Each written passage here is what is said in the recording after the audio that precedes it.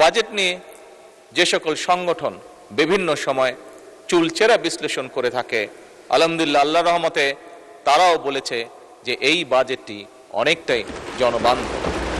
আজকে এই মুহূর্তে আমাদের এই মুহূর্তটি একটি ঐতিহাসিক মুহূর্ত, কারণ ফ্যাসিবাদ মুক্ত বাংলাদেশের মানুষের দ্বারা নির্বাচিত জাতীয় সংসদ বহু বছর পরে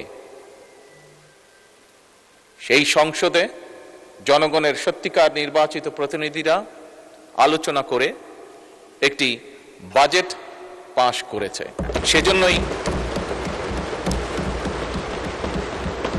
সেজন্যই মাননীয় স্পিকার, এই মুহূর্তটি একটি ঐতিহাসিক মুহূর্ত। মাননীয় স্পিকার, বাজেট অধিবেশনের যেদিন বাজেট পাশ হয় সেদিন আমার বক্তব্যে আমি বলেছিলাম আমাদের উদ্দেশ্য, সরকারের উদ্দেশ্য এবং সরকারের লক্ষ্য ছিল এমন একটি বাজেট উপস্থাপন করা, এমন একটি বাজেট তৈরি করা যেটিকে আমরা বলতে পারি জনগণের জন্য জীবন বান্ধব বাজেট। মাননীয় স্পিকার, অতীতে আমরা দেখেছি অধিকাংশ সময়, সব সময় না হলে অধিকাংশ সময় বাজেট উপস্থাপনের পরেই বিভিন্ন রাজনৈতিক দল, বিভিন্ন সমাজের বিভিন্ন শ্রেণী পেশার মানুষ কিভাবে তাদের রিয়াকশনগুলো জানিয়েছিল। বাট এই বছর আমরা বাজেট উপস্থাপনের পরে বাজেট নিয়ে যে সকল সংগঠন বিভিন্ন সময় চুলচেরা বিশ্লেষণ করে থাকে, আলহামদুলিল্লাহ আল্লাহর রহমতে তারাও বলেছে যে এই বাজেটটি অনেকটাই জনবান্ধব। এই বাজেটকে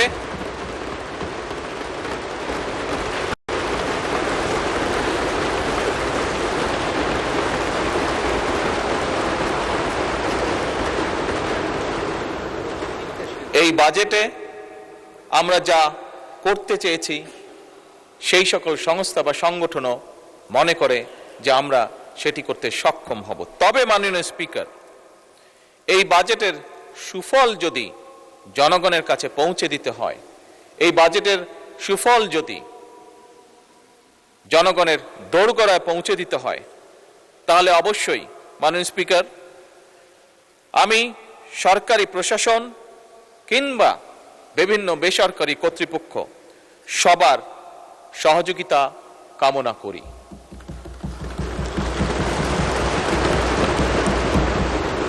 মাননীয় স্পিকার, আমি এই সংসদের সকল সংসদ সদস্য এবং দেশের গণতান্ত্রিককামী জনগণকে আন্তরিকভাবে ধন্যবাদ জানাতে চাই, কারণ জনগণের কাঙ্ক্ষিত এই সংসদ প্রত্যেক সংসদ সদস্যের প্রচেষ্টায় জনগণের সংসদ হয়ে উঠেছে। আজও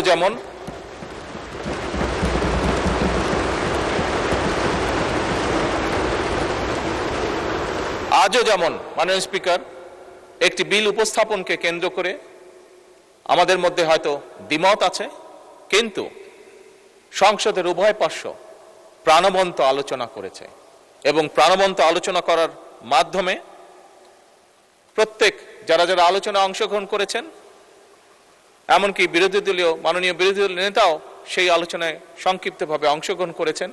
এই আলোচনার মাধ্যমে যে যার চিন্তা উপস্থাপন করতে সক্ষম হয়েছেন। মাননীয় স্পিকার, এটাই হচ্ছে গণতন্ত্রের সৌন্দর্য, এটাই হচ্ছে সংসদীয় গণতন্ত্রের মাধুর্য।